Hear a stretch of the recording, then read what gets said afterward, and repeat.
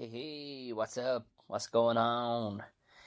You're all very welcome to episode 55 of Buckshot for Thursday the 19th. Get it out on Thursday this week.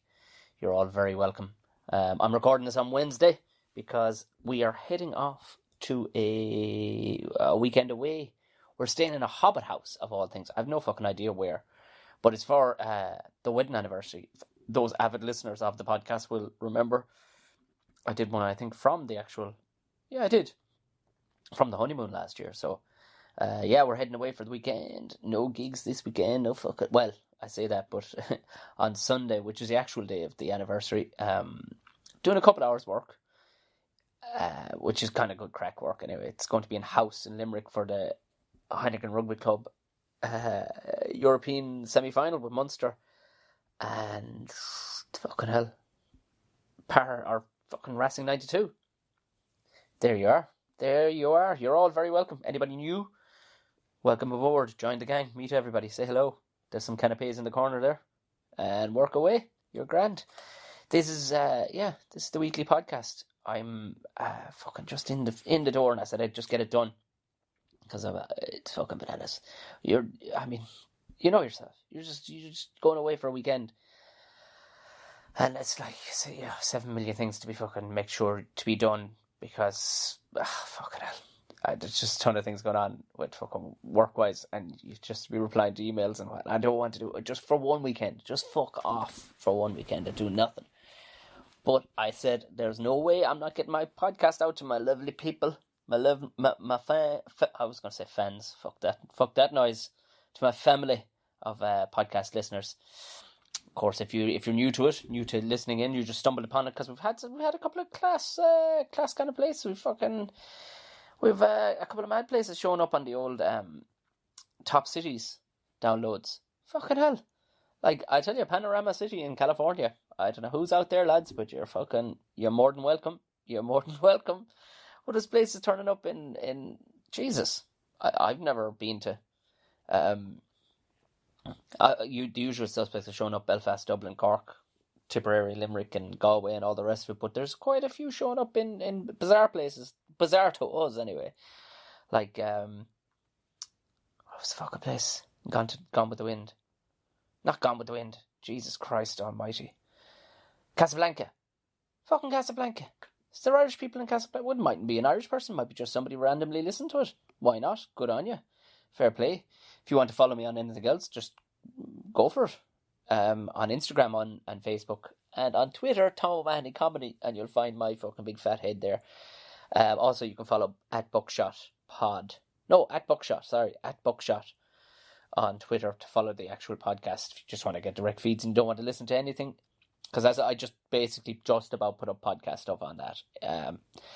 Absolutely, you don't have to listen to my horse shit if you just want to find out about podcast stuff. Also, if you have anything to say or tell me, just message me on any of those, or you can send me an email if it's quite long. If there's something you need to tell me about, go, Tom, you're fucking way out of line there. You're absolutely wrong. Feel free to buckshotpod@gmail.com, or just go to the website, tomomahony.com, and there's a whole contact bit there. Feel free, or just tell me where you're listening. This is fucking cool. No matter, even if you're only listening in a fucking tractor. Shout out to anybody who is. Actually, shout out to Karen Crofton. Good on you, Karen, and family over there in Australia. She hit me up about what to do when it comes to going on a long trip, because last week I was asking about Mauritius and how the fuck, Jesus Christ, the pain the bollocks you'd have with it. But she kind of laid it out what way to go about it. They were on their way to Farmworld, I think she was saying. It's kind of like the ploughing championship. It's basically fucking Australian culture's fucking mecca. But it sounds, I think, so good on you, Karen, and the family. Great stuff. Also, like that, if you are listening on iTunes, because it turns up on everything. It's on the Castbox. It's on SoundCloud. It's on all the basic fucking places where you find a podcast. Also, it's on iTunes as well, or Apple Podcasts as they're calling it nowadays. And like I was saying last week, and I hate kind of fucking repeating this for the people, but if you happen to be listening on an Apple device of sorts, why not give it an old 5-star rating if you feel it's worth 5 stars? If you don't feel it's worth any less, if you think it's less than that, don't bother. It's grand. Don't worry about it. So how was your week? Was it good? It's I suppose as you're listening to this now, it'll be Thursday. Nearly there, gang. Nearly there. It's nearly Friday. The good weather seems to be coming back. Finally. I mean, it just skipped straight over spring, and we're going straight into some form of summer. It's kind of sunny today, windy as fuck, but great drying for the washing, as they say. But, so, that's, just fucking shake off the fucking depression. Like, that was a long fucking winter, man. Between the snow and the pissings of rain. Woo, that's been a long fucking winter. We're in April. Like that, it was the fucking... This time last year when I was at our wedding, it was fucking roasting. It's like roasting by Irish standards now. For the people in fucking Casablanca and Australia, it was like 17 degrees the day of our wedding, which is April 22nd last year. So, I mean, and it wasn't pissing down fucking rain. Oh, Lord, what a good week. It was a good week now. In fairness, good weekend of gigs. I was telling you last week, I think I was in International Comedy Club. With 4 nights in there. 4 gigs in there. It was absolutely fucking rammed. Jesus Christ. Dublin was booming at the weekend. It was fucking hopping like the pubs were doing well in Dublin at the weekend. Christ above. The people have, they've gotten wouldn't have been payday either. You know, monthly payday. It wouldn't have been the end of the month, so fucking fair play to you. I think the tourism season, you can hear a lot of different accents walking around the place. The clubs, well, they had a variance of everybody. It was mostly Irish people, but it was, yeah, you can definitely tell that the tourists are back. So, drinking loads of those pints of Guinness. Good on you. Get it into you. Paying about £7 a pint for it. I was I got notified. I was at the weekend. I was filming as well as whatchamacallit, as well as gigging at the night. I was filming during the day in Malahide. Saturday was gorgeous. We're filming down at the beach for this. I think I was telling you about it before, but don't worry about it.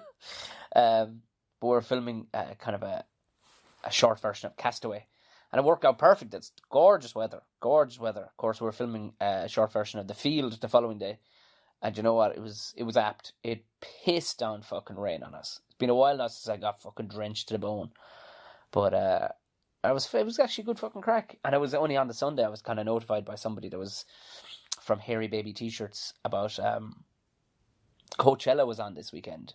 To anybody in the States, you'll know. Most people know what Coachella is. I have no interest in going to Coachella. It sounds like far too many fucking people for my stress levels. It's not that I'm antisocial, but you know what I mean? When you're all herded into one little pit, what if something goes wrong? How the fuck do you all get... I don't know the ins and outs. Maybe it's like Electric Picnic where it's over a couple of 100 acres or something like that, where you don't feel so confined.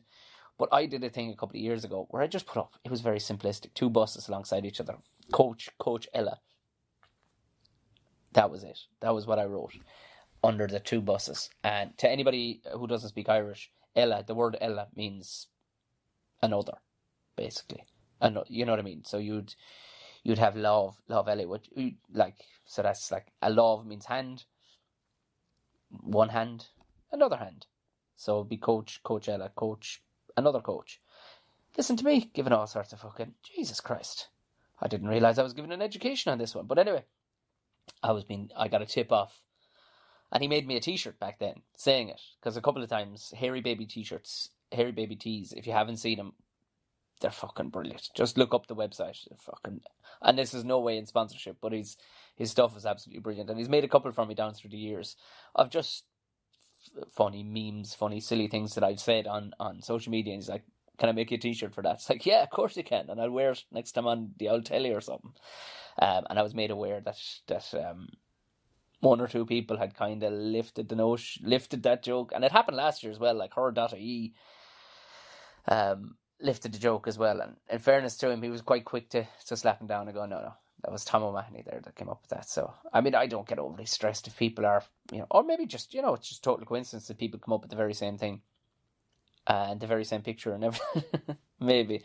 I don't know. But sure, look at nothing too stressful. It was good old crack anyway. And he posted a picture and quite a lot of people liked it. They were like, got there before. Yeah, this guy got there before. Yeah. And tagging other people in it, which is kind of funny just to see it, And where was I there? Oh, Monday night I was in the Comedy Shed, which is the bar, wool shed and bar. Ba, as in sheep ba, as in how an Australian would say bar. It's It's an amazing play on words, really. I think they're a chain. There's another one in Cork where I actually hosted one of those Heineken rugby things one time.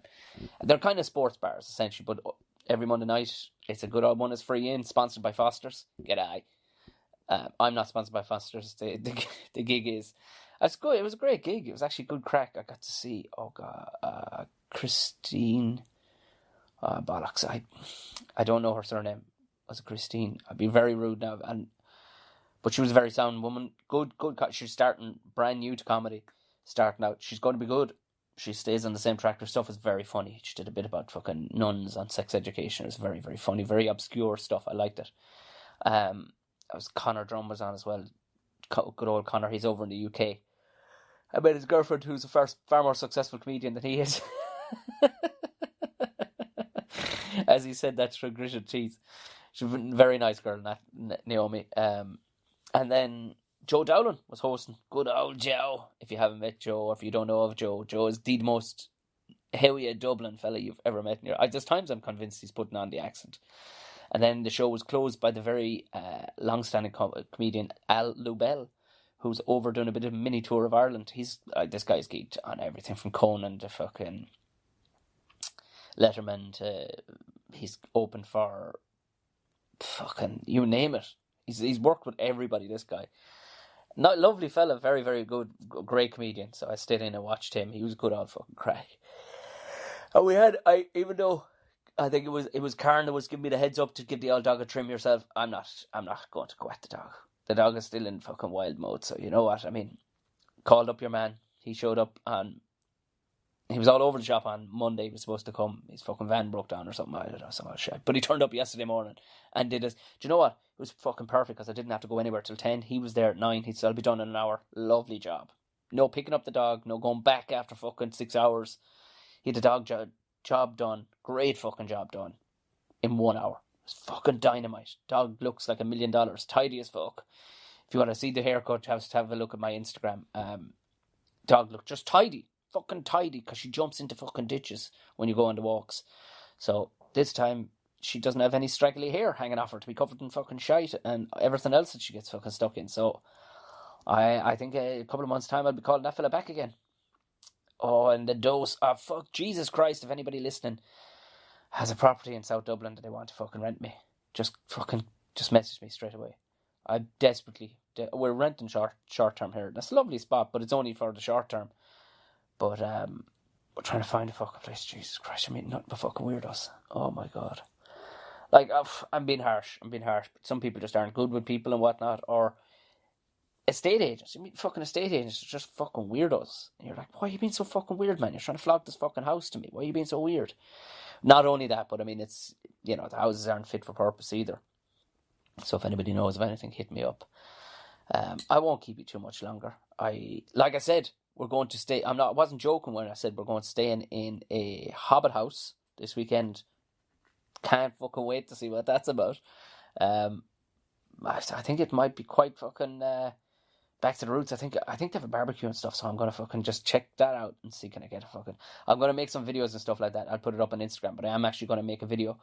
I've also got while I have an hour or two free today, I'm gonna actually go and put together a couple of videos and bang it up on the Patreon page. Patreon, for anybody who hasn't heard it before, it's basically for artists who are doing shit for free. And I saw it's up to yourself if you want to sling a few quid. But stuff that is only for patrons then goes up on it. So I'm going to slowly but surely start just getting stuff that is only for patrons put up on the site. And Patreon, it's essentially it goes towards, like, some people, like, this shit costs money obviously for fucking driving 2 people in the gear, but I'm not going to ask people for fucking money to put petrol in the Christ car, like, you know what I mean? I physically want to buy better sound equipment and for the podcast directly for what you're subscribing to or listening to, and that's what it goes towards. So I'll put the link in the description too. It says Patreon, patreon.com/Tom O'Mahony Bookshot. But like I said, I'll put the link in the thing. If you feel like slinging $1 or $2, or even some people have thrown in a tenner, that'll be fucking class. You'll get a shout out on the old podcast anyway, and and send me when you do it, send me a tweet too, or you know what I mean, or send me a message or whatever, and I'll tweet you out, like, why not? Fucking spread the love. Other than that, all the rest of it, subscribe, send it on to your friends, tell your buddies about it, and give it an old rating. Moving swiftly along into today's guest, Rob Stears. A lot of you may, I would imagine, have seen Rob's artwork and not known that you've seen it, like, because he's done some amount of stuff and he has a very definitive style, which we'll talk about. We talked about in the podcast and everything. I've known Rob since day dot of doing comedy. Do you know what I mean? He's come to everything, fucking from weddings to. He's a long-standing buddy. Anyway, he's a great guy, and he was good stand-up when he was doing it. But as he said in the podcast, like, his priorities got straightened out when he had a kid and stuff, and it just wasn't for him. But the art side of things, his fucking art is fantastic. It's really, really funny, and he's done a couple of posters for me. I'm going to tweet out a couple of the posters that he's done. There's a couple of bits and pieces that he's done for me and things in the past. Hopefully we're going to get him to do a logo for the podcast. I'm upgrading the old fucking logo. Again, you see, that's another thing that, like, Rob's not going to do it for free. Like, so I don't ask for. I hate mates rates, you know, that kind of thing. Charge full price, and I'll charge full price when I'm doing my thing. But I wouldn't trust anybody else with it. He's going to do a shit hot job. Oh yeah, do you know what? I've more news to tell you, but I'll tell you next week. I won't burn all the good stuff. I've good news to be telling you. Anyway, gigs coming up. If you are looking for me, next week I'll be. Where the fuck am I next week? Thursday night. I'm hosting the Battle of the Axe. I fucking love hosting the Battle of the Axe. It's a pure animal pit. Like, I fucking love it.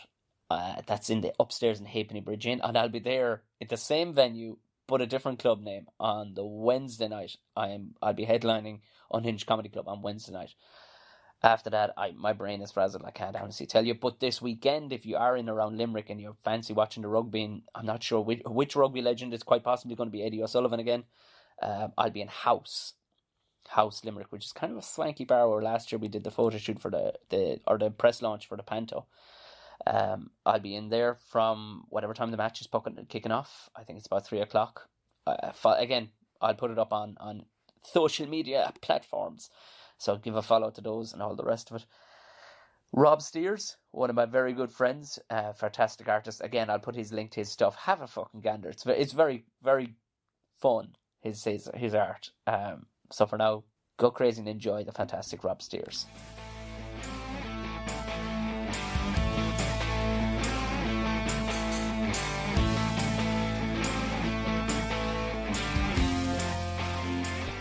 Good stuff.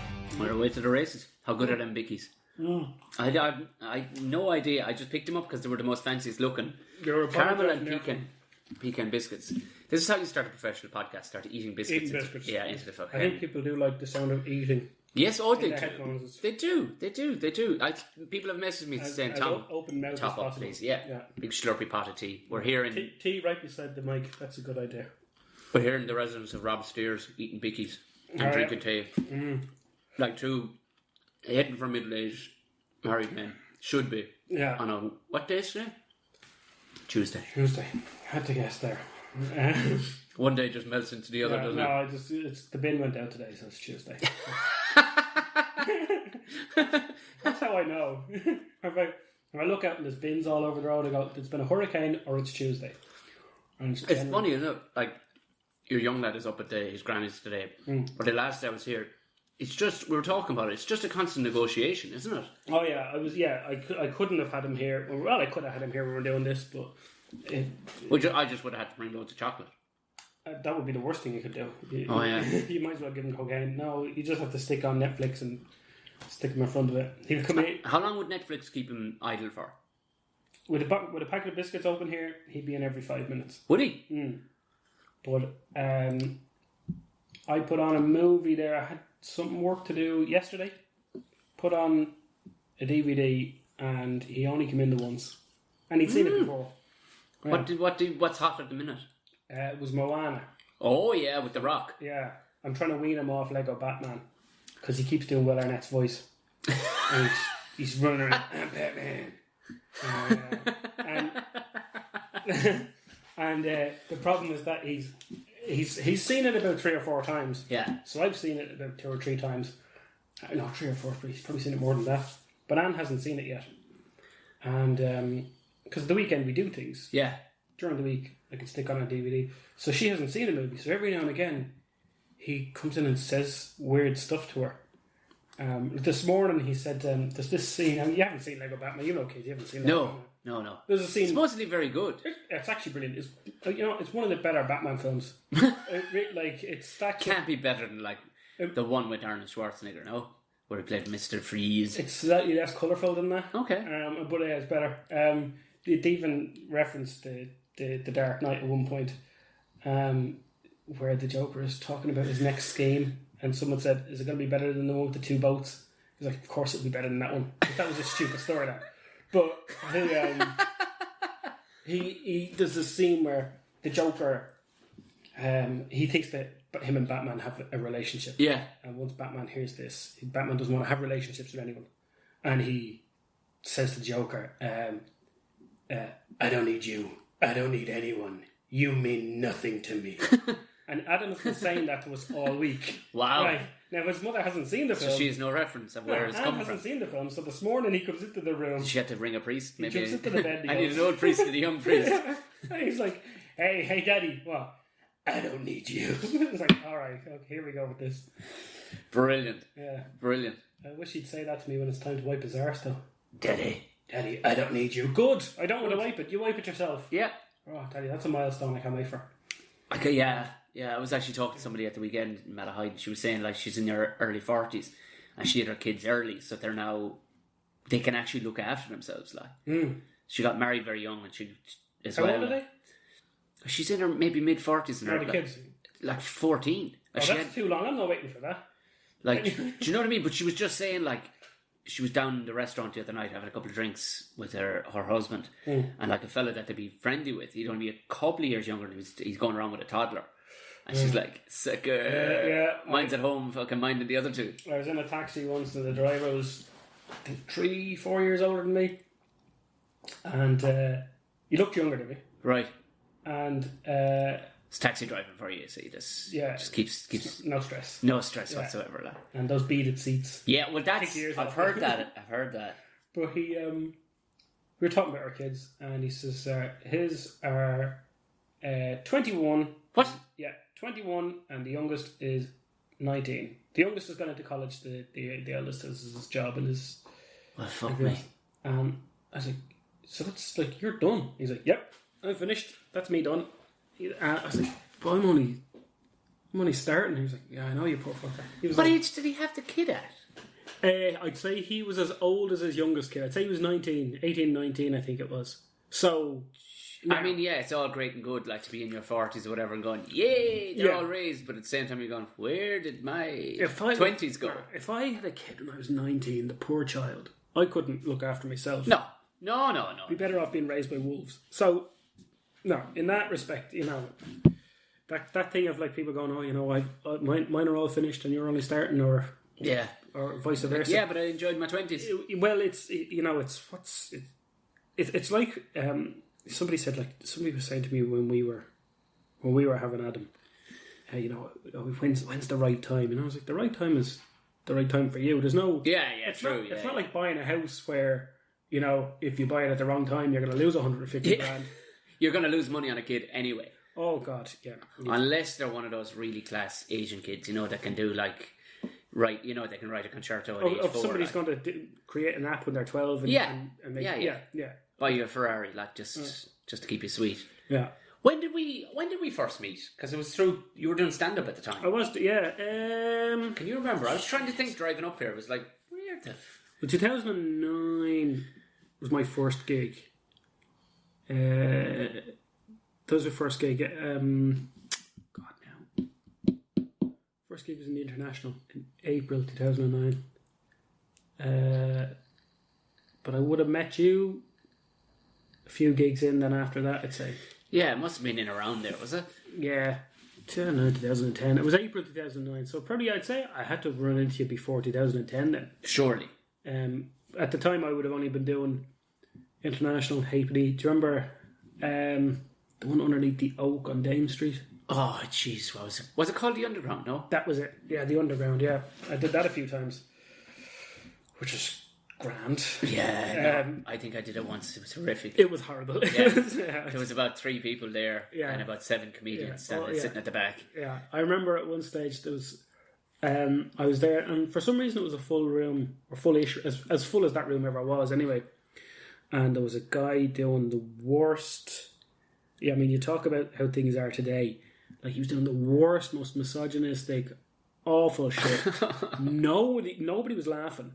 Yeah, even if it's fucking funny. It was horrible. It was just horrible. And my wife and her sisters were sitting up towards the front. Lovely. And I was at the back of the room, and your man is saying this just muck. Yeah. And the crowd are not going for it. And he said, I'm going to keep going until these girls, and he points at their table, I'm going to keep going until these girls laugh. And my sister-in-law says, well, then why don't you tell some jokes? Oh, yeah. Place went nuts, and that was him. He was fucked. He had to get off. Can you remember who he is? Is he still? He's not still doing comedy. I'm not doing it now, so I don't know if he's still doing it. But I think I might have. You don't have to say it, but I think I have a notion who it might be. Well, yeah. As there was this when I was starting out, there was a couple of creeps, like, and you're just going, yeah, comedy. Yeah, I know you were looking for an outlet, but you probably isn't it. You need to go straight to therapy. Yeah. There's some fellas now that like like I kind of copped it. I remember I was on the stairs, the International one time. And I was like, yes, we're talking about fucking comedy. It's one of those jobs where it's the only job I ever. Well, I say job. It wasn't really my job, but in no other job did you talk about the job all the time. But everyone's always talking about comedy, and somebody was like, "There's 2 kinds of people who do it: people who are good at it, and people who like there's something wrong with them." Yeah. And I was like, "Oh yeah, those poor bastards." And then a couple of years in, I was like, "Oh yeah, no, I'm the second one." It took me 5 years to go, "Oh yeah, shite." That was the realization stage. Yeah. It was like, I see. And then Adam came along, and I just said, I don't have the time or the energy to be, because he did not sleep for the first 2 years. Didn't he? So, no, he didn't. And I was trying to gig at the start, and then I said, fuck it, I'm not doing it anymore. Yeah. It was like, he's a grand sleeper now. I could probably go back now with the hours he sleeps, but it'd be muck. Just don't have the energy now. You see, isn't it refreshing that you know that? Like, the amount of people that are so confused going, no, I can still rock it, but you haven't gigged in a year. Yeah. No, if you hadn't done anything in a year, you're going to be shite the first 10 times you give it a go. Like, remember when you come home from, you back to school after the summer and you couldn't write? Yeah. Yeah, imagine doing that in front of 100 people. Yeah. Okay. Yeah, that's a perfect. Just write a sentence. Squiggle all over. And 100 people. That's a perfect analogy, actually. Tell you to drop the pen and fuck off. Like, I couldn't do it. Did you always draw? Yeah. I was always drawing. I studied animation, and it's. How did you end up? We'll go back another one then. How did you end up in the jobs I was doing? In a trucking company that you fucking hated?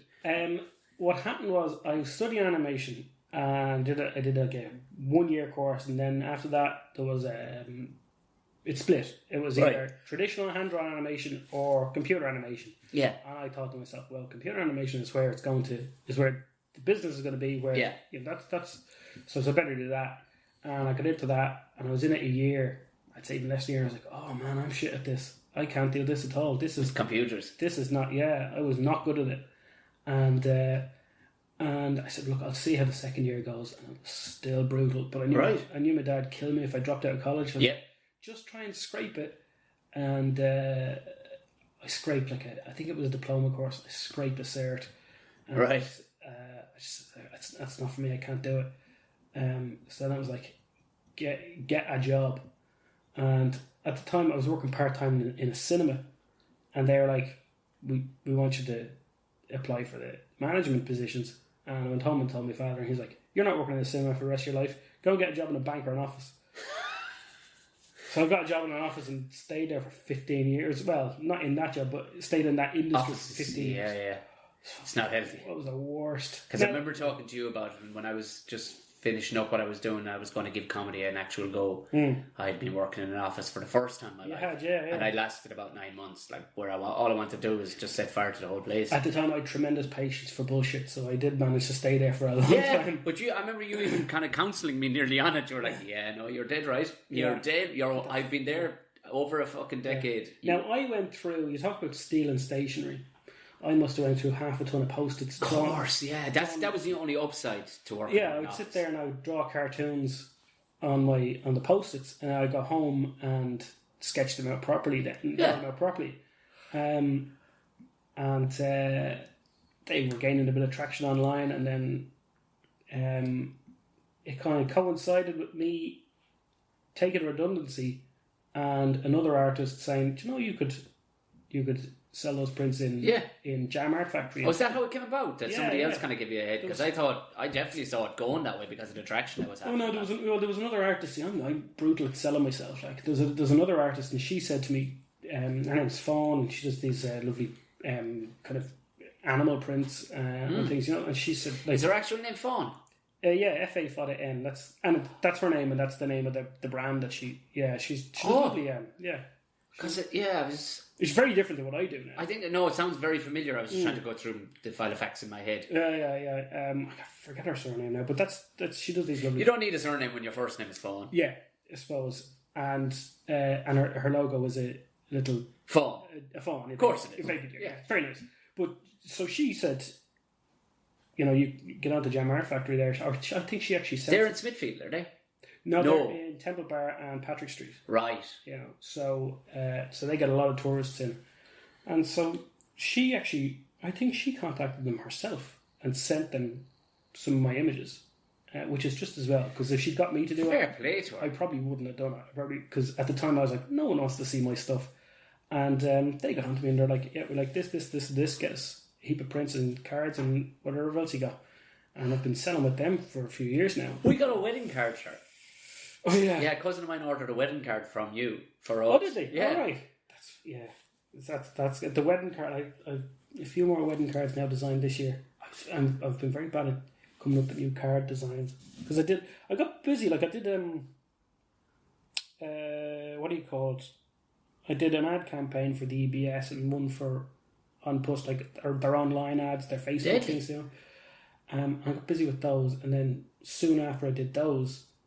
I got the first book deal with Hachette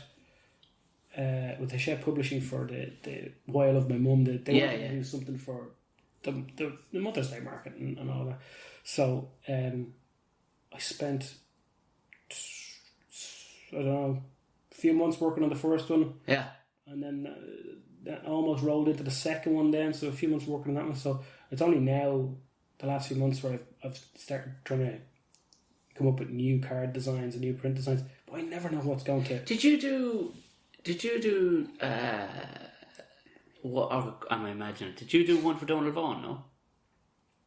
Oh, I did his poster for his science show. Yeah, because you're simplistic as they are, they're very recognisable as yours. Yeah, that one went a bit. We did it a little bit more complicated with that one, just in terms of the amount of colour I used. And I'm trying to use more colour now because it just works better on cards.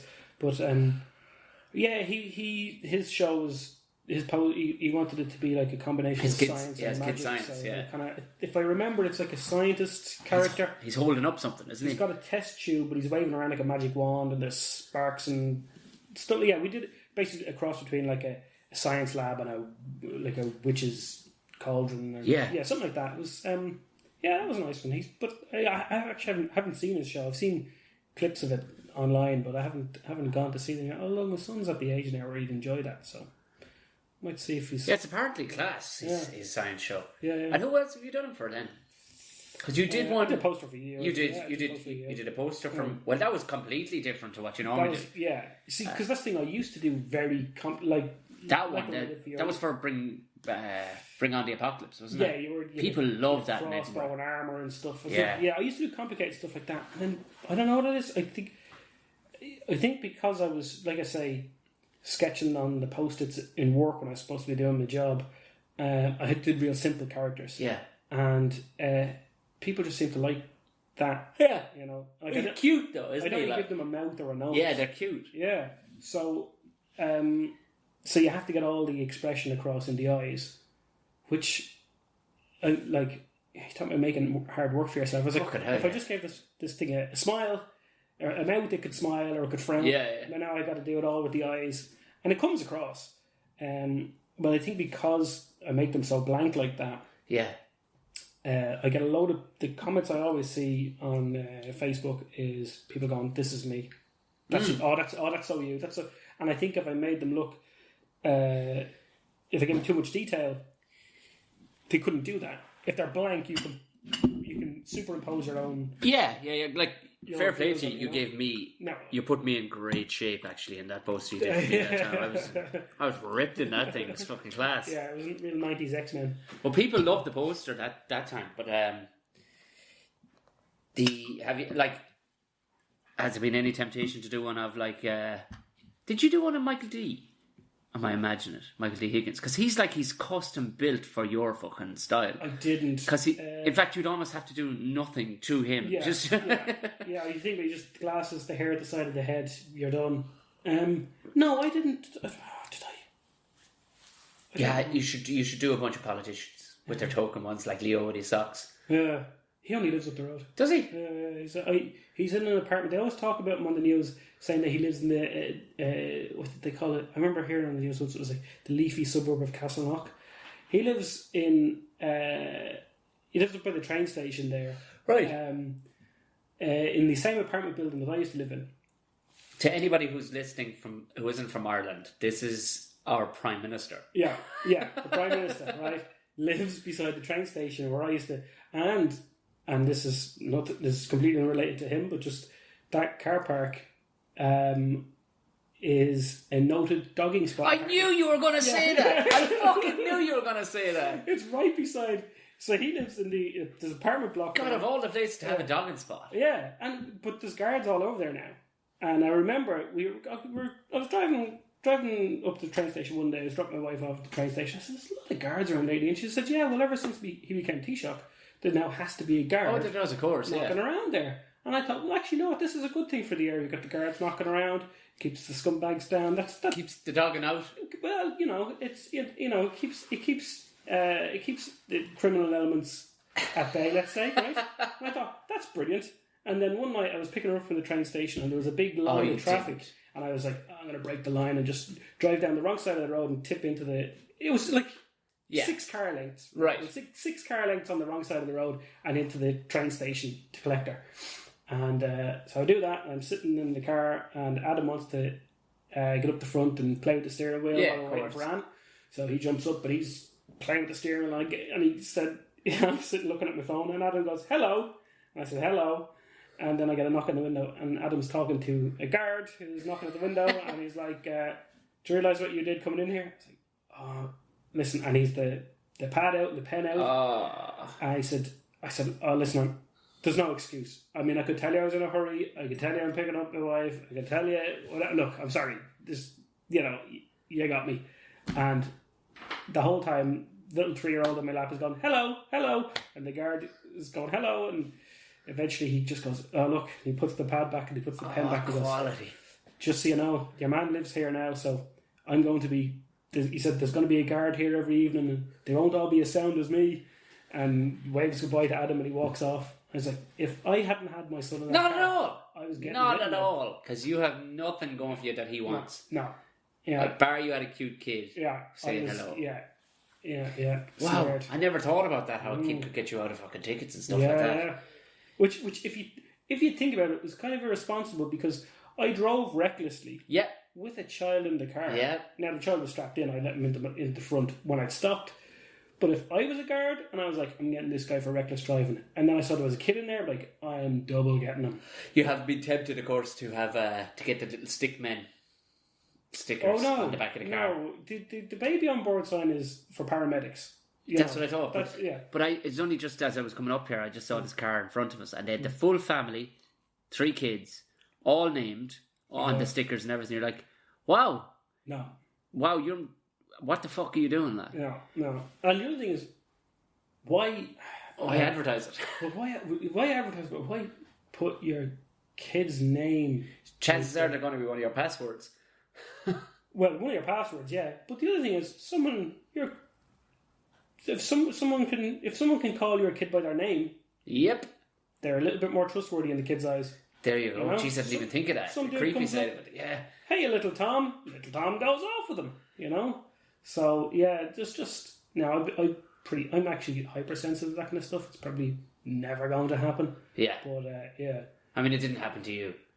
No. And as your parents said, they wouldn't be long giving him back. Yeah, well, it didn't happen to me because my parents didn't put stickers in the fucking window as well. Advertising it, deliciousness to fucking... I mean, you know, some people do things different ways. We don't really put pictures of Adam up on Facebook. Other people, you could do a flip book of their kid growing up on Facebook. Yeah. So it's it's not for me to say what you do with your fucking... I suppose, yeah. What kind of stickers you put in your car. But there's worse stickers to it just actually dawned on me.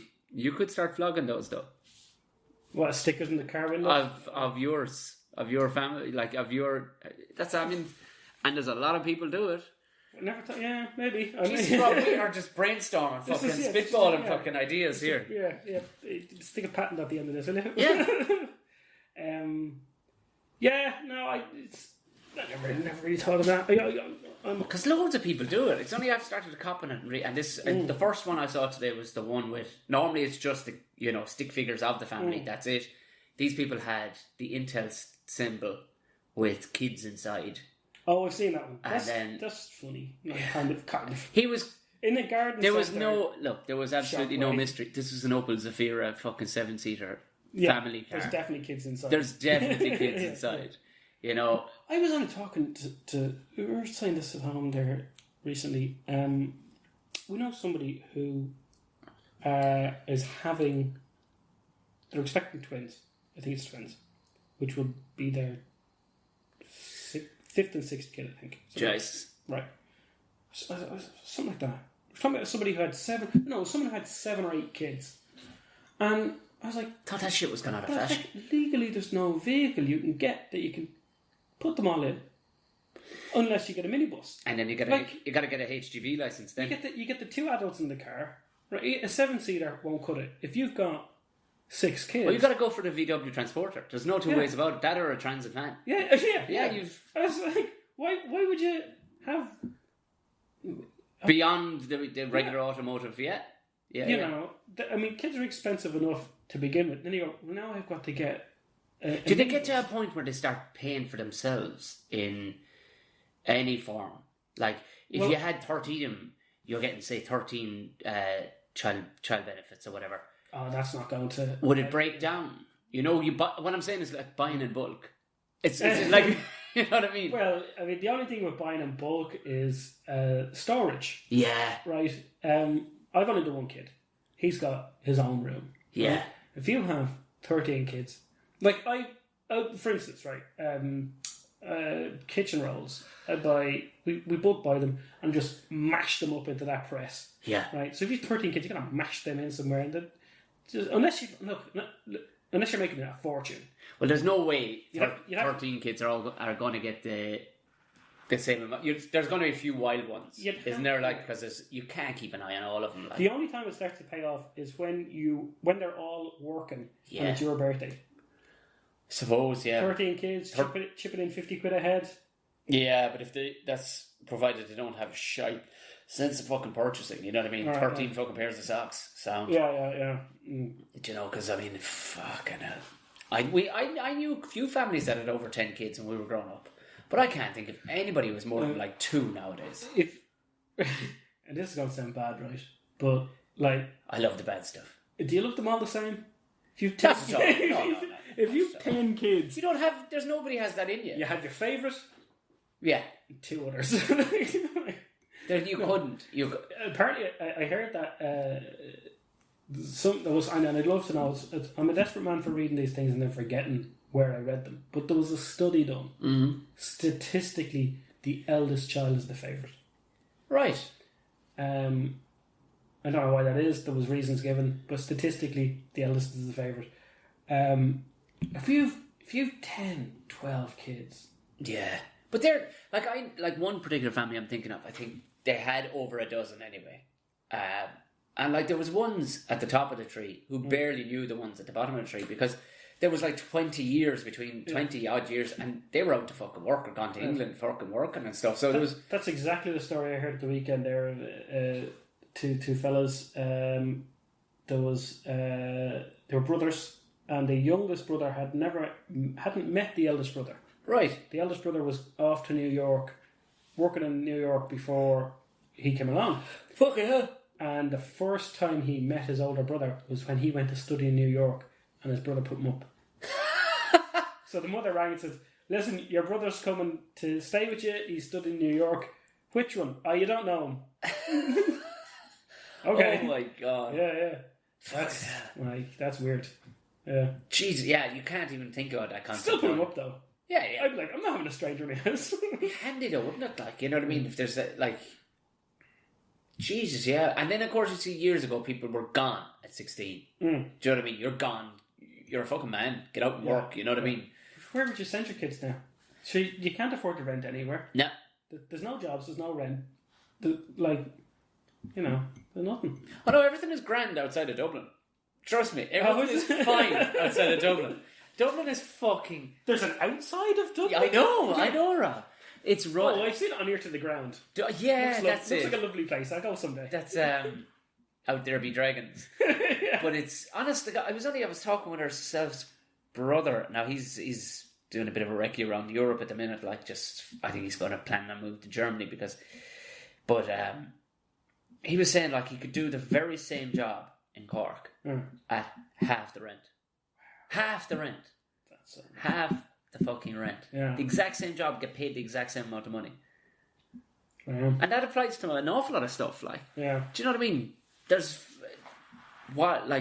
granted, you're born and raised in the capital city or the greater surrounds, but if you're not and you don't need to be, because sure, most of my family, well, one sister works in Cork City, alright, for the university, but the brother and sister, they work for a big pharmaceutical company up the road from him in Clonmel. Yeah.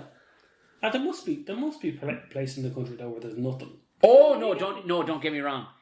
There's a big reason why people come to Dublin because where a lot of people are from, it's fucked. There's nothing. There's no industry. There's nothing. Yeah. Do you know what I mean? There's a couple of mediocre jobs and shops and stuff like that. But if you want to advance for a lot of the time, we'd have family down in Tip down on the drive down there. Now you're talking 2 Mile boroughs and Thurles. There's nothing in 2 Mile boroughs or Thurles these days either. Well, the family down there. There's like an established farm that they're working on and all the rest of it. But just on the drive down there, we drive past places that look like somebody just dropped Ongar there and then didn't tell anybody. Yeah, it's just blocks of flats and empty retail units. No one in them, like apartments and whatever else, and nobody in them. Yeah. I was like, it's just thinking did just nobody tell them that this is here? It was madness. Does this place just need a Facebook ad or a billboard? Because you're driving past it and nothing. It's mad. It's mad. It's only, you would have to go to the major places outside of Dublin, but you go to the small towns and there's nothing really industry wise. But you go, Limerick, Dublin, or Limerick, Cork, and Galway, you'll be fine. Do you know that kind of way? Or even the big towns that would have a fair bit of industry, like the likes of Clonmel or Portlaoise, that have a fair bit around them, that you could probably do. But it's just stark. It's just the likes of house prices. House prices are fucking everything. House prices are I remember I worked with a fella from Wexford. I was looking for a house at the time, and he called me over to his computer. He goes, "Come here, look at this." And his whole plan was he was living and working in Dublin, but his plan was to move back to Wexford. Right. He's like, "What are you looking at?" And I was telling him where I was looking and how much it was, and he's like, "Yeah, look what I get in Wexford for that." And I'd be like, "Why are we looking at hotels?" And he was like, "Those are 8-bedroom houses, and I could get that for €320,000." I was like, "For fuck's sake!" One of them, honest to God, had like a water mill. It was a house. There was a river, and it was you walk up my driveway. Yeah. For this house, you'd have to walk over a little bridge. There's a river going under it, and it had a water mill. Oh my God! What that was doing, I don't know. Powering your telly or your fridge or something.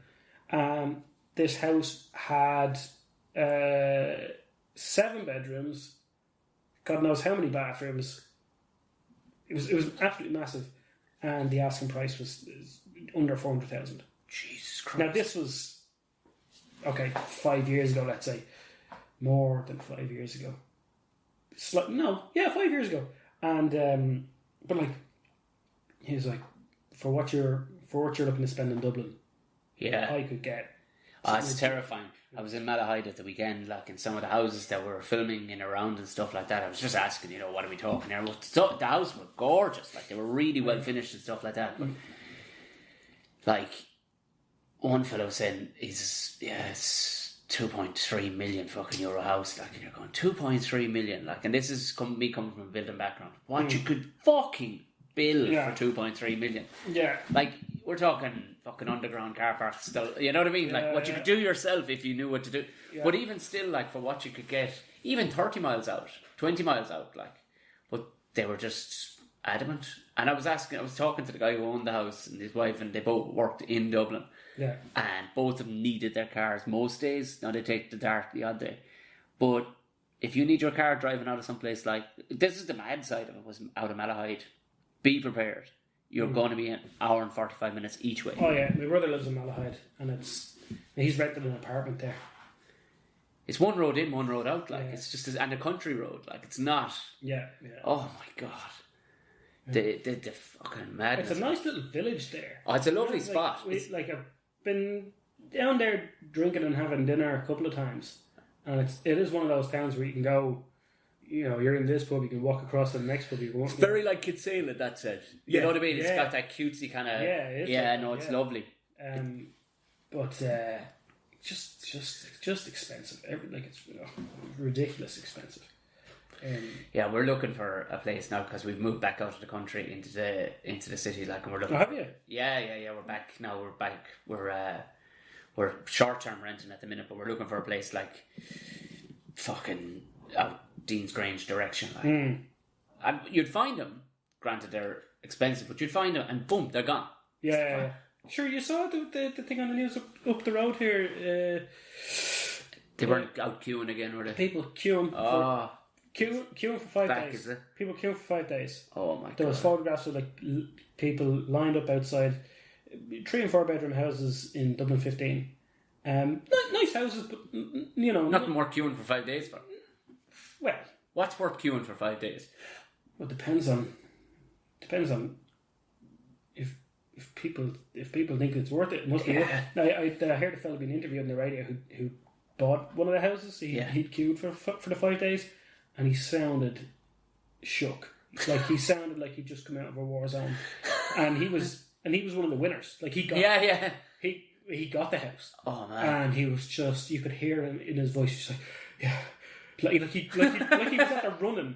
Like they're like, like your trip up Machu Picchu. Yeah, was it Machu Picchu? Oh no, not Machu. It was how am I not remember the because it was so sad. You hurt yourself. How can I remember the name of the goddamn? We were only talking about it the other day. It's not Machu Picchu you climbed. No, the one in Africa, the East Africa, the. Why can I not remember the name of that mountain? I might have to fuck it up now by saying Machu Picchu. Where did you go? Where did you go on your honeymoon? We went to East Africa. We what, like Kenya or something? Kenya, yeah. Come on, it's the. You're actually making the shape of a mountain now. Like that's the pointy thing. Yeah, it's like when you look for a scissors and you're like walking around with the scissors. Yeah.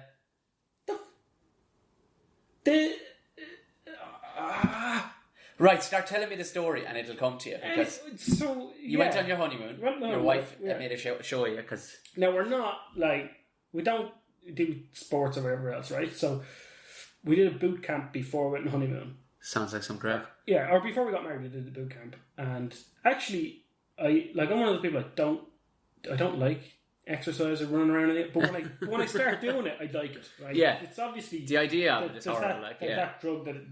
It's a chemical that gets released in your brain that, I like it when it happens, but if I'm going to do it, I think that's pretty natural. Yeah. So, So I don't look forward to things, but once I start doing it, I like it, right? So we did this boot camp anyway, and it was good. It was run by.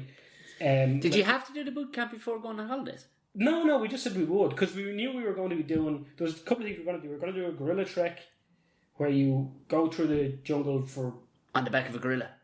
No, that would be class. But no, you just go looking for them. You go looking just for get the piggyback off a fucking gorilla as he points out all the natural fucking phenomena. Yeah. No, you go looking for a gorilla with these guys who were probably ex-gorilla. Oh yeah, poachers for sure. Oh no, I was thinking guerrilla warfare. But yeah, the weird thing with that our guide told us is that because we were like, look, these gorillas. I mean, they're proper gorillas. And like, oh yeah. Big silverback. Fuck you up gorillas, like. Yeah, silverbacks. Big. They could absolutely. Gorillas. Yeah. And I said, like, what are they odds? And he said, oh no, they'd be more likely to attack us than attack you. I said, well, why is that? He said, they're curious about white faces. They don't see white people.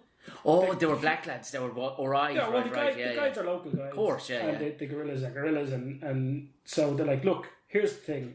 They're wild animals. Yeah, but what's the percentage there? That's what I mean. The word likely means nothing to me until I hear percentages. What he said was, if they're going to attack a person in the crowd, it's going to be one of the locals, because this is what our guide says to us, was that they have no experience of white people other than tourists. So imagine you're a gorilla. Yeah, like, we must be weird looking, just coming out of the thing with stuff. And I suppose no tourist has ever fucked them up. You know what I mean? Well, like the locals. He said there was a war. There was like a civil war back, and this is the thing about like they. I don't know if it's muscle memory or if the gorillas actually pass stuff down. Well, they do. They say like if dogs can do it, then So what happened? Genetic fucking memory. Yeah. So what happened was there was a civil war. The rebels were forced to hide in the woods. Yeah. They ate bushmeat, so they killed gorillas. Righto. And so the gorillas know if you see a black guy with a machine gun, he might kill you. They see tourists and they're like, "What the fuck are you?" Yeah. You know. So your man was like, you know, don't like if the gorillas do anything, like no loud movement, no loud noises, no sudden movements, you know. They won't. Offer yourself up. That's all you can do because you're not outrunning that fucker. You're not going to outrun him. And you're not going to outfight him. No. You may as well just go for it. And the other thing is... Please make it quick. When you're in there, right, you're looking at the gorilla over in front of you, right? Yeah. But they're in the tree. Like, the thing is, you don't find the gorillas and the gorillas are like, oh, holy shit. They knew you were coming long ago. Right, yeah. Right? That's like... Somebody comes, why didn't you tell me? I would have cleaned up. Yeah, they knew you were coming long ago, right? So you're surrounded before you even know you've seen a gorilla. Fuck. Yeah, like but not in a bad way. They're just watching you. They're just curious. I still have notions like of one of them. Like if they decide to do whatever they want, they can totally bum you in front of everybody if they want because they can just the power of those. Well, I would like to think they shoot. I would ask the guy to shoot. Just fucking shoot! Just at the barrel to my forehead. Do it! No. Never mind the gorilla. Don't worry, he won't be long. Yeah. Just fucking kill me now. It might take a while to kill the gorilla. Shoot me. And I remember I said to Anne, like, there's elephant footprints in the jungle. And I was like, elephants? I said, what's the story? And he says, oh, there's wild elephants. Jungle elephants in the jungle there. They're not like the ones you see out in the plains. Yeah. They're smaller, but they're more aggressive. Lovely. So the ones in the plains will either not bother with you or walk off. He said, these ones will charge you. And I was like, oh, so the machine guns are for the elephants then? And he's like, yeah. And everything else in here. I was like, those machine guns are for me. If I act up, right, if I said to Anne, we're looking at the gorillas, right? And we're looking at them, and she's taking pictures of them. And I'm pretty sure I ruined the trip for her. Because I said, do you know, when we came out here, nobody asked me to write down on the form if I was mad. And she said, what do you mean? I said, well, if I just started jumping up and down and waving my arms around like a loon, these would kill us all. And she was like, here she's taking her pictures going, well, then don't jump around and wave your arms about. I said, now it's all I want to do. No, they had, it was... So we did that, and then so that was like an mean, I came out of that jungle dehydrated. You didn't realise that you're not really going uphill, but you're walking for about 12 hours. Right. Like, I came back, I was shattered. There was not an inch of fat on me. Like, in the one day, I was completely shredded. Went downstairs, had dinner and 2 pints, all back up. Puffed back out again. Straight away.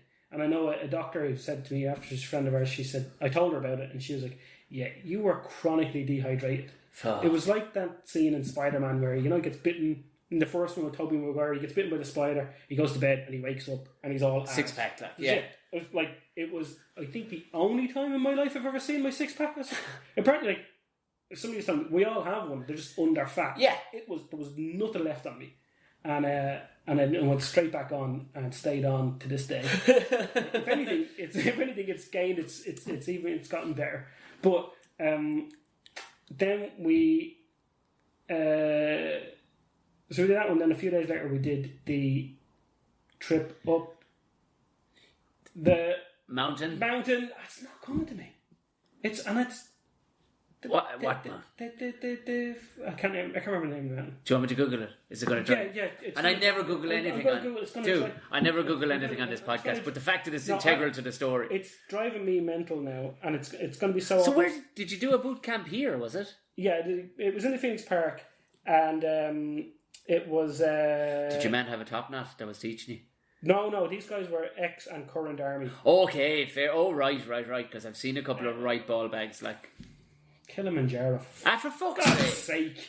How did I forget? Like, we guarantee there's people screaming into their phone now. You two fucking idiots. This is the problem with working at home, is that I don't talk to another adult all day. Yeah. And I've gotten stupid. It can happen. You don't get to... It's like you don't move your brain around. It's like we were talking about drawing or doing comedy. Yeah. Or writing. Yeah. Kilimanjaro, bloody hell. Anyway, I couldn't make it up the bloody mountain. But yeah, we did the boot camp. These were, like, as I say, ex-army, current army. One older fella, really nice, bit too religious. Like religious in his training? Yeah. Why? How do you bring religion into training? So doing a stretch at the start. Bless yourself, like beforehand. He was just short of blessing yourself. But he was like, at the start, you were doing a stretch, and like, stretch your fingers up to Holy God, and then. Stretch your fingers up to Holy God. And, did he think he was speaking to 4-year-olds? It was maybe he was a primary school teacher as well. Yeah, it sounds like he's kind of fingers up to Holy God, and then when you're doing the push-ups or the one where it's like a crawl thing. It's like a mountain climbing move where you keep your hands on the ground and you move your legs. Anyway, doing that, but he was all like, get down into God's good earth. Into Holy God's good earth and up to the Holy God's. Jesus. He sounds like he's born again. There's a lot of the born agains do a lot of that stuff. Like they just happen to drop things into normal sentences to where it. What? I didn't really respond to that fella. And then they had another fella, Brazilian army guy, and he was good. He again, big smile on his face no matter what he was doing, which got very irritating. Yeah, fuck right off. Because he did everything that he got you to do. Right. Except he was doing 2 or 3 classes a day. Ah, jeez. So he was like, and he had the same energy at the last class. He was probably hung like a fucking horse. He was doing everything right, and but he'd do this thing where he'd get you to do 20 push-ups, and everyone would be doing 20, and he'd stand over you, and when you got down to the last 3, he'd go 4, 3, 2, 2, 2, 2. And I was like, listen, I'm finished. And then the last fella, and the fella who got the most out of me was from Dublin, and he was a savage. He split the class into 2 at the start. He said, beginners over here, and intermediates over here. And Anne went over to the beginners, so I went over with her. Yeah. And I was one of 3 lads in a group of 15. And he looks at me and goes, what are you doing over there? I said, well, I'm here with her, so I'll just go over here. And he goes, get over to the other side, you fucking Mary. Get over to the intermediate. And I was like, oh, fine. And he goes, and get your hands out of your pockets. And I was like, well, have we started? And he said, that's not the point. And I was like, all right. Okay. It was pure arm. I took my hands out of my pockets, and he goes, now everybody, thanks to this fella, there's no beginners class. We're all doing advanced. Smooth movement. Rick. And he made us run, right? Oh, that's good. He didn't tell us how far, how long. He made us run until everyone stopped talking. Because we're all nattering away. We're all running. You can hear people at the back nattering away, chatting away. And he just kept going till he heard silence. And then he was like... Then he turned around and said, now we can start. And it's like people were shook at the start. He was a savage and he'd roar at you. How long had you been going at this stage now? When he came what time of the day was this like? Oh, this is the evening classes. So it was like 6, right? Starting to get dark, like, and he would roar at you, and turns out that's what I respond to, getting roared at. Okay. He was like he would tell you could do the thing, and then if you look like you're struggling, you go, maybe I can't. I'm like, well, fine, so, and I'd find another 2 push-ups. Isn't that funny? Like, and I know from playing sports fears, that's not how I respond at all. No. Direct instructions, leave no stone unturned, and leave me to it. Yeah. And then I'll get it done. But the roaring thing, I just get really internal. And mates of mine were perfect for the roaring. Yeah. It just whatever way it just worked, I was. Just leave me alone. Yeah. And a really good bloke will spot the people that can be left alone. I hate you at the time. Yeah. But after the classes, I was like, oh yeah, he was, of the 3 of them, he was the best one. I mean, I hate him and I never want to see him again. But so that was the thing. We got in decent shape because we knew the honeymoon was gonna, like, the plan for the honeymoon was bit of adventure. Yeah. Kind of climbing up things or seeing things, and then the last 5 days was on a beach. Relax. And when I mean laziness. Like, ask nothing of me. We were in a place where... I may go to the toilet on myself. We were in a place where you gave them your credit card details at the start, so you didn't have to carry money. So I literally didn't put my hand in my pocket. Like, it was the kind of place, if you wanted to be an asshole, you could be a total... Like, you could stop a member of staff in the middle of something and go, can you get me a drink? And they could be doing something. Jesus. Like, when I say doing... Like, they could be walking around with a handful of laundry and you go, I'm over there, I'll need you to bring me a burger. Like, you could have. If you wanted to be like that. Was there Americans doing that sort of shit? I didn't see any Americans at the place. It was. Where was it? Oh, this is all still in this Kenya. Was in Kenya. This was this was Zanzibar. Because that's the only big type of people I've ever seen do that. Yeah. No, I didn't see anyone do it, but you got the impression you could have. Right. Yeah, like there was a thing on the beach where you were under a big umbrella, but it was like a straw, like attached thing. Yeah. You're under that, right? And there was a little box with a string attached to it, and on the other end of the string was a coconut shell painted blue. And what you did was you reached up. You didn't have to get out of your lounger. You just reached up and you took the coconut out. You let it hang on the string. And if a member of staff saw a blue coconut hanging, they'd come over and ask you what you want. Stop. You don't even have to go, hey horse, you don't have to do that. Just leave the thing hanging, and so the place would be real quiet. And you just leave the thing hanging, and they come over and they like whisper, what can I get you? And you go, I want some more of that coconut shrimp. This coconut shrimp that they did over there, I've tried to find it, I've tried to make it. I don't know what they did in it. I don't know what they put in it, but it was amazing. I had about 4 portions a day. Do you reckon there's any? That sounds fucking delicious. Coconut. It was. Because I remember now a far less healthier version of a thing that I remember I was able to get when I lived in the States. It was called crab rangoon. All the Chinese did it. It was the fucking spice bag of fucking Boston Chineses. Yeah. And all it was just a little fucking parcel of like phyllo pastry. And that you know, like spring rolls that come in. A little triangular fucking thing, and it had, for all the world, crab meat mixed with Philadelphia. Okay. Heart attack, like in a fucking parcel. Sounds fucking kind of gross. Yeah. They deep fry that fucking thing, as only fucking North America can deep fry. Yeah. Well, sweet suffering Jesus Christ, you'd eat your mother for the fucking thing. Like, I don't know what this stuff was. It literally. But coconut like, fucking shrimp. It looked like. There's surely a place here you can get it. I've had it since, but it just wasn't the same. Right. It's down to whatever way they were cooking it. But it was amazing. It was amazing. But like, I remember, you go on holidays and you always run into Irish people. Yeah. And we hadn't now. Is there any GA jerseys? Hadn't run into any Irish people the whole trip. Up Kilimanjaro, remember that? Into the jungle. No. Steady on now, Rob. You didn't make it all the way up Kilimanjaro, but we'll get to that part. We'll get to that part of the story in a minute. But there was on the last few days there was a couple obviously on their honeymoon as well, and whenever I saw them, they'd be looking out at the sunset, or they'd be looking at. I don't remember seeing them talking to each other, But every time I went by them, your man would try and strike up a conversation. Ah, bollocks. I was like, fucking, if you can't talk to your wife on your honeymoon, fucking Jesus. throw the towel in now. Yeah. Like, I have a thing, I'm not antisocial, but I have a Just thing, hate people. like, I have a thing, like, and it kind of be the same, like, when I'm on my holidays, Yeah. I'm not able to make friends. I'm not, like, if I'm with somebody for a few days, like when we went to Kilimanjaro, we were with the same guide for the few days. That makes sense, Have a natter with him. Yeah. And he's sound, right? But if I'm in a bar or a restaurant with my wife on holidays, but other than the waiter, I don't want to talk to anybody. Yeah, I'd be the same way, yeah. Jesus. And so everywhere I went, this guy, how's it going on? I was like, it's fine, fuck off, leave me alone. Everywhere. It got weird, like, because we got, the place gave us vouchers for a massage, which, like, I wouldn't generally be into, but I said, I'll go, and sitting there in the waiting room. Yeah, I'm not a fan of massages. No, but sitting there in the waiting room in a towel, and your man comes in his towel, how's it going? I was like, fuck. Listen, pal.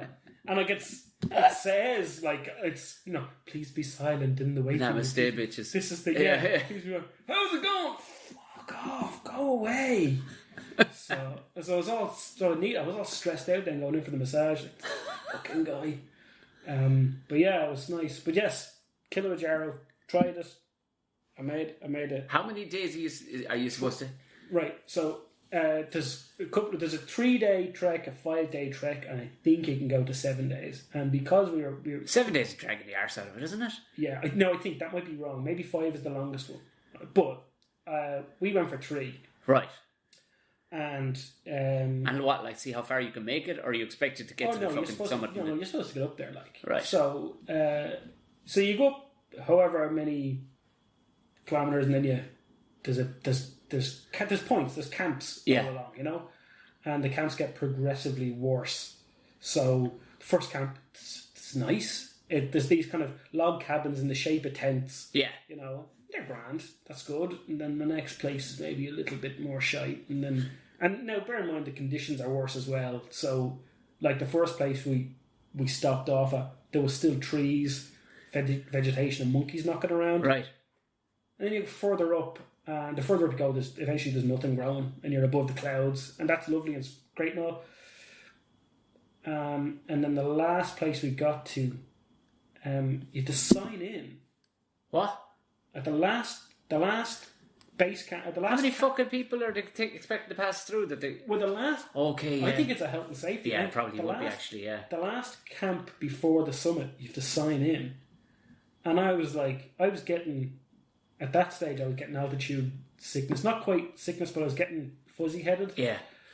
And I'm signing the thing. I was like, is this to say I made it? And I was like, no, you haven't made it. No, we're going to have a rest here and go up in the morning kind of thing, or go out later on. I was like, okay. I was like, why are they making us sign this thing? And I think it's in case you go missing, or if you fucking die, or whatever. I don't know. I think maybe they want you to sign your name to see if you can still write. Because at this stage, the lack of oxygen, I started getting a bit silly. You were seeing shit and stuff, weren't you? Well, I had the rest, and I had an awful nightmare having the rest. A massive pain in my head, right in the middle of my forehead, felt like something sticking into me. And I got up and I was like, I feel like shit. And our guide the whole time had been telling us, if you feel bad, go down. Tell me you can go down. But he won't make you go down. The company won't let him make you. And are you on a path? It's a proper path. Like, okay. I know, but you're not climbing. You're not putting your hands on the ground. Yeah, and it's not craggy rocks. Like Kilimanjaro is a very... It's not a steep mountain. It's just a walk all the way up. It's like a steep walk, really, but not rock climbing. Yeah, just walking all the time. And so I said, no, I'm grand. And no sooner had I said I was grand, now we're out of the camp. This we're outside. Yeah, threw up everywhere, lovely. Like Team America. And it's. And it's weird because normally if you get sick with drink, or if you're not well, there's a feeling, you feel like you feel it coming. Yeah. This was nothing, flying out. No warning, not just. I was literally mid sentence. And it's like, and He could obviously tell by the look at me because he stood off to the side. And you like that was the only place it came out. Like you No, I didn't know. That doesn't happen. You don't know. It's purely just vomiting. Okay. I think if the other thing had happened, I would just went home straight away. But I puked all over the place, and I said, "No, I'm grand. Let's keep going." And your man was like, "Are you sure?" And he told me the day before that the company won't let him make the decision unless you're unconscious. The company won't. Yeah. And he could see how bad I was getting. But he was like, "Are you sure?" And I was like, "No, I'm grand." And like he said, and I remember like the day before he was telling me, I've had guys now and they're clearly sick, and I've been telling them to go down. I asked them will they go down, and they say no, and then they blame me afterwards. And I was like, I'm grand, and I could see him, and I fucking told you. But we kept going, right? Yeah. And I saw what I thought was a cat in the middle of the path. Like, it was a rock, right? Because there's nothing alive up there. There's no grass even. There's nothing at this stage. And I was like, that's I saw this cat, right?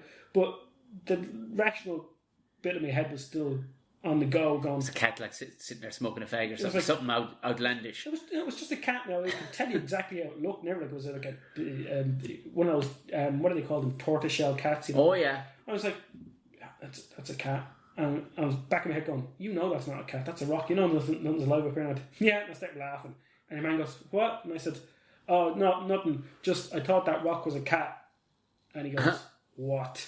And I was like, but it's not. It's a rock. Like we're grand. We can keep going. And he's like, seriously? And I was like, no, seriously, it's a rock. For a second, I just thought it was a cat. Like, let's keep going. And he was like, it's very bad for you to keep going. I said, I'm grand, I've been sick, I'm grand. And then I saw, I could swear I saw a woman in a nightdress off in the distance to the right. Ah, fuck. Walking down the mountain. And I turned around to her and went, I don't think I'm well. And he's like, well, do you want to sit down for a second and get yourself together? I said, okay. And I said, I'll sit down. And I was sitting down thinking, I'm going to have a breather before we go up. Yeah. But he was obviously chatting to the other guide. This guy, he had the best English, and then the other guy didn't have as good English as he did. How ironic. Yeah, there you go.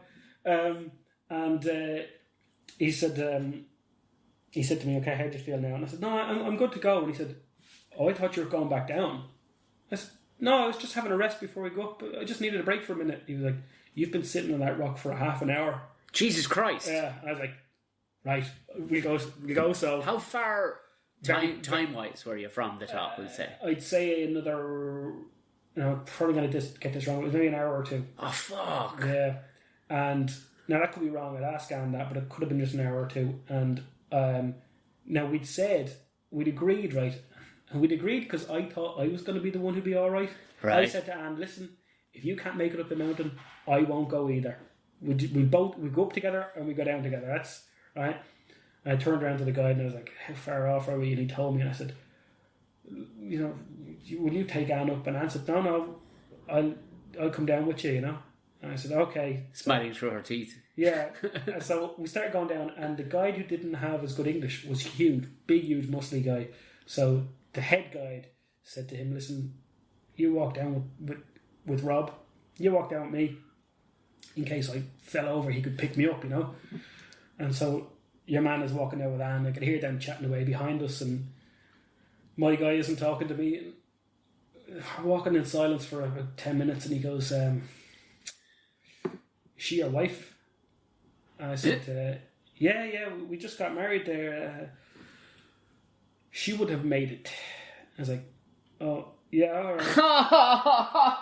Okay. And about 10 seconds later, because she is strong, I was like, all right, okay. Okay, shut the fuck up.